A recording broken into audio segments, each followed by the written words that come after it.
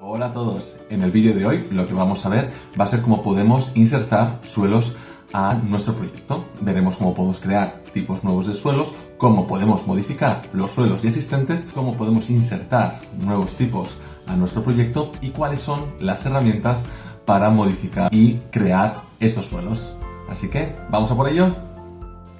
Bien, vamos a empezar a aprender cómo podemos insertar suelos, cómo podemos modificar los suelos existentes y cómo crear nuevos tipos de suelos. Para eso he cogido este proyecto de ejemplo donde ya tenemos varios suelos hechos y tomaremos algunas notas de cómo está modelado en este para poder tenerlo en cuenta a la hora de crear nuestros suelos. Para crear nuevos tipos de suelos tendríamos que ir a la ficha Arquitectura, Grupo Construir, Suelo. Si le damos al desplegable, vemos que tenemos suelos arquitectónicos por un lado y suelos estructurales por otro y suelos por cara. ¿Qué diferencia hay entre ellos? La primera y la segunda, la diferencia que tienen es que una de ellas tiene una función estructural y la otra no. La otra serían los acabados que tenemos de los suelos.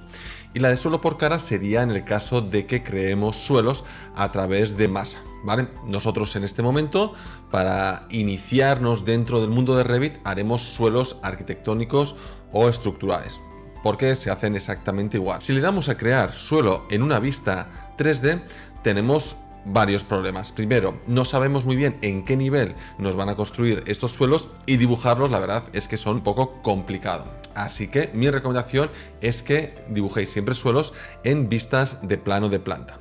De todas formas, si quisiéramos dibujar en una vista 3D, siempre nos tendríamos que fijar en las propiedades del suelo en el nivel en el que estamos.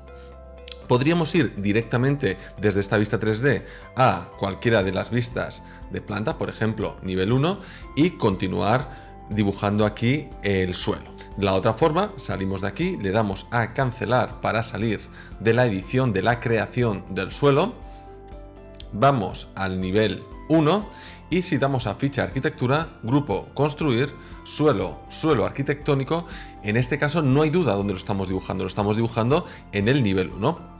Vale, para dibujar el suelo, una vez que hemos dicho a Revit que queremos dibujar un suelo, podríamos movernos por todos los niveles que quisiéramos sin ningún problema y siempre nos va a dibujar en el nivel que tengamos seleccionado en la restricción nivel, en la ventana de propiedades. Podríamos irnos ahora a la vista 3D, a la vista del nivel 1 y dibujarlo aquí. Por ese lado, eso está muy bien porque podríamos tomar referencias de niveles diferentes del que estamos. Para dibujar, ¿qué nos pide Revit cuando le decimos que queremos crear un suelo? Pues Revit lo que nos pide simplemente es un contorno del suelo. Ya vimos que los muros son elementos lineales, por lo tanto nos pedía una línea o un contorno sobre el que dibujar el muro. Los suelos son elementos superficiales, por lo tanto lo que nos piden es un contorno cerrado. Para dibujar este contorno cerrado tendríamos todas las herramientas que aparecen aquí en la ficha modificar: línea, rectángulo, arco, elipse. Bueno, tenemos un montón de herramientas para dibujar. Si alguno de vosotros necesita entender alguna de estas herramientas en particular, bueno, no tenéis más que escribir un comentario y con ello crearemos un vídeo específico para estas herramientas. De momento doy por hecho que ya sabéis dibujar dentro de Revit. Vale, para dibujar el contorno hemos dicho que necesitamos un contorno cerrado, así que pues si estuviéramos aquí, voy a hacerlo fuera del edificio, ¿sí? Para tenerlo, pues podríamos hacer directamente un rectángulo, podríamos hacerlo por líneas y podemos hacer la forma que queráis, ¿vale? Condiciones que tenemos que cumplir: tienen que ser contorno cerrado. Podéis hacer más de un contorno, eso no hay ningún problema. E igual que vimos en los muros, podemos hacer contornos dentro de contornos. ¿Qué significa esto? Que si yo hago un contorno dentro de otro contorno, me hará un hueco. Y si hago un contorno dentro de un contorno, dentro de otro contorno, me hará un sólido. Si hacemos dos contornos, pues me hará un suelo dividido en dos partes. En ese sentido no hay ningún problema, podéis hacer todos los contornos que queráis. Tenéis que tener cuidado, es que todos los suelos que dibujamos aquí, es decir, si yo dibujo muchos contornos diferentes, todos harán referencia al mismo tipo de suelo, es decir, trabajarán como si fuera un suelo único, no podríamos modificarlo de forma individual después. Una vez que hemos hecho los contornos, ¿qué tenemos que tener cuidado? Lo que hemos dicho, contornos cerrados, que no admite Revit. Revit no admite contornos que no estén totalmente limpios no admite intersecciones de este tipo y tampoco admite contornos que no estén cerrados, así que tenemos que andar muchísimo cuidado con cerrarlos siempre bien. Tenemos que andar con mucho cuidado de cerrarlos siempre y dejarlos limpios.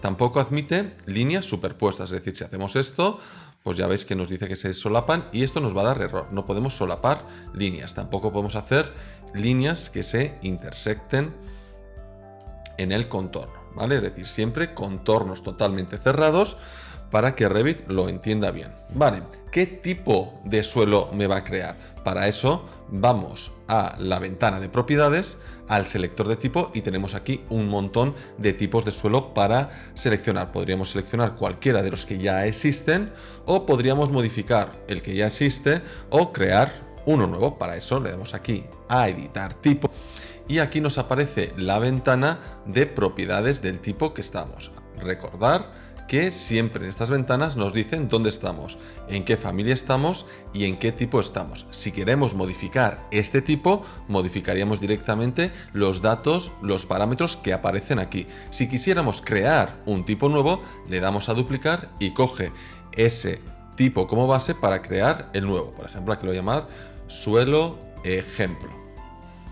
Vale. A estas alturas de iniciación dentro de Revit, solamente vamos a modificar la estructura. Así que vamos a darle a estructura, editar, y aquí podríamos trabajar con todas las capas que tiene nuestro suelo. Acordaros, aquí abajo a la izquierda tenéis la opción de vista previa, donde podéis previsualizar cómo está quedando vuestro suelo, las capas que tiene vuestro suelo. En este caso vemos que tenemos 1, 2, 3 capas. Acordaros que las capas grises, de sombreado gris, lo único que hacen es diferenciar zonas del suelo. Ahora mismo no nos vamos a centrar en esas zonas, simplemente saber que cada una de estas capas hace que cada una de estas filas hace referencia a una capa.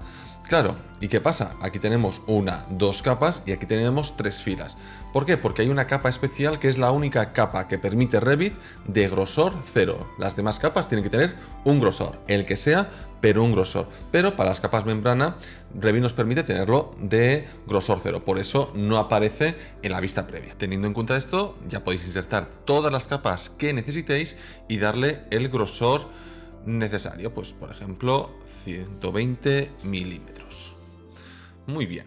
¿Qué necesitamos saber de las capas? De las capas necesitamos colocarlas en su posición de arriba hacia abajo y nos interesa ahora mismo el material y el grosor. El grosor ya lo hemos visto, es intuitivo, introducimos aquí el valor del grosor y ya lo tendríamos metido. Tenemos que tener cuidado con las unidades. Si no tenemos claro en qué unidades estamos trabajando, siempre podéis colocarlo vosotros. Por ejemplo, si quiero que esto tenga 20 centímetros, puedo poner 20 cm y automáticamente Revit lo lee como 20 centímetros y me lo pone en las unidades del archivo, que en este caso son milímetros.